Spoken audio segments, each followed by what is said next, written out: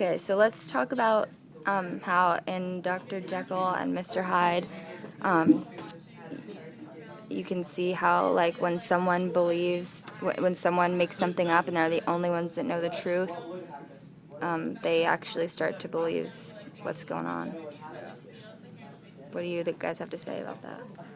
Well, I've definitely done that thing where if you're telling your friend a story, you're the only one that knows the story. A lot of the time, like you said, you'll just add details that are seemingly insignificant, so it doesn't matter if you add them or not, but you don't really know whether or not they're true, or they might not exactly be the full truth, or they could be exaggerations.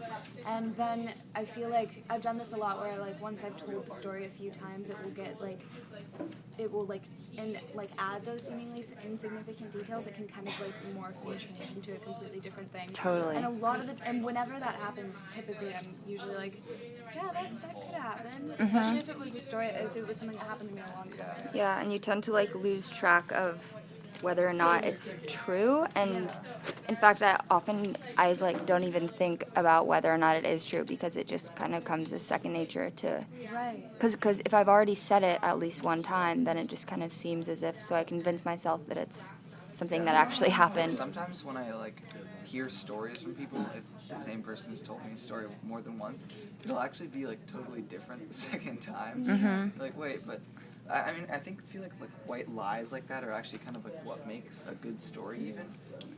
Earlier this year in journalism we read In Cold Blood, which is labeled as nonfiction, and it's written about these murders in Kansas, and in that book it turned he doesn't actually source any of his materials, and it's based on a true story, and yet he labels it as fiction, and a lot of it didn't actually necessarily happen.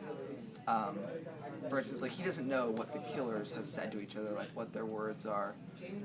So he's kind of going on police reports and then what they say. Right. So I don't think that's necessarily a bad thing, because it makes a good story. But I guess it's good to notice that that's not always true. Yeah. And, well, just your story made me think of this. There's this film called All Good Things, and it was also based off of a true murder mystery of a few years ago, and it was a missing persons case, and she was just missing for so long that they assumed that she had died. And what I found out afterwards is that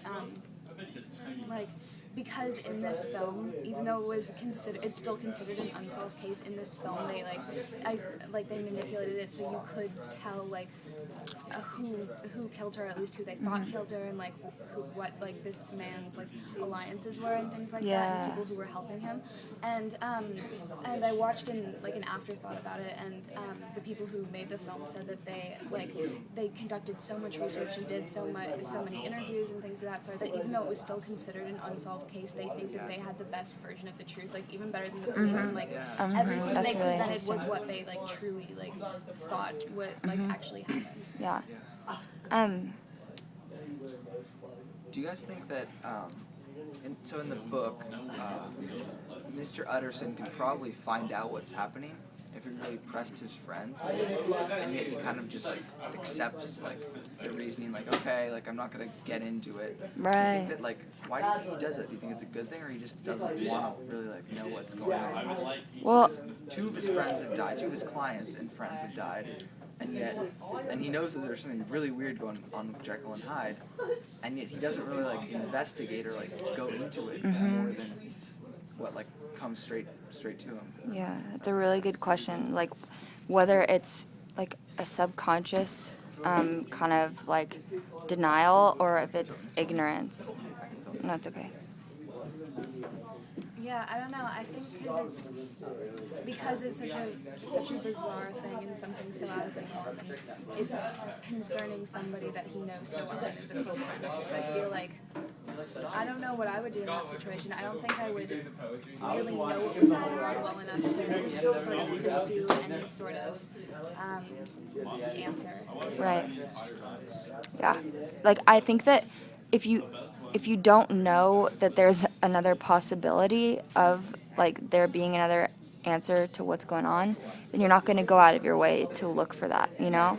And that's kind of the same thing as like if you for like the same man who's both Dr. Jekyll and Mr. Hyde, like maybe it is a psychological thing, but maybe also it's like just because he's the only one that knows, you know, like who that he's both people, he's not gonna like go out of his like I mean, he's the only one that knows that, and he's not gonna, yeah.